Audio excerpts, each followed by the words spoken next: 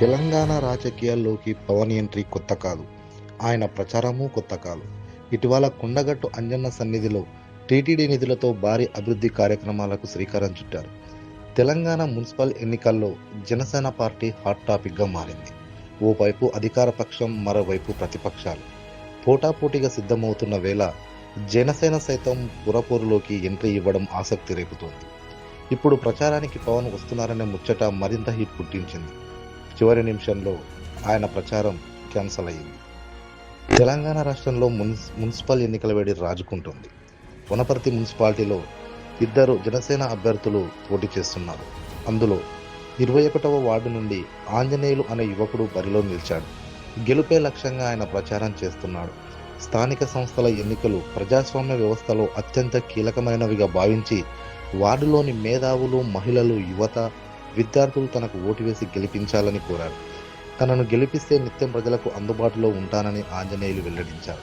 అలాగే వార్డులో కొత్తగా పుట్టే ఆడపిల్లలకు 10,000 సహాయం అందిస్తానని ఆయన తెలిపారు.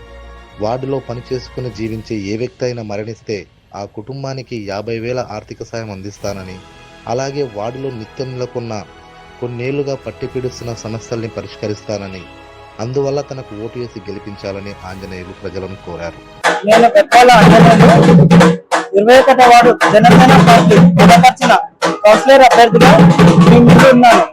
మన వార్డు సమస్యలపై నేను ప్రతి నిత్యం అందుబాటులో ఉండి నా వంతు కృషి చేస్తానని తెలియజేస్తున్నాను.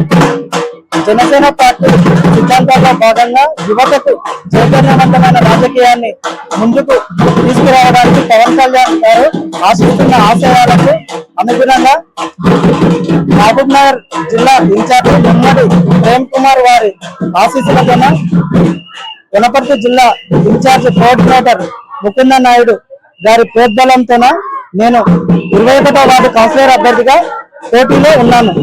ఆత్మ గౌరవ భవన్ ఏదైతే ఉందో డాక్టర్ బిఆర్ అంబేద్కర్ కళాభవన్, వాటి నిర్మాణానికి ఈ నా 5 ఏళ్ల కాలంలో పూర్తి బాధ్యతతో పనిచేసి నిర్మించడానికి తగిన నిధులను ప్రభుత్వం ద్వారా మంజూరు చేయించే బాధ్యత తీసుకుంటానని చెప్తున్నాను. యువతకు ఉద్యోగ ఉపాధి అవకాశాలను ప్రభుత్వ, ప్రైవేటు రంగాల్లో కల్పించే విధంగా వాళ్లకు తోడ్పాటును అందించి మార్గదర్శకంగా ఉంటాను.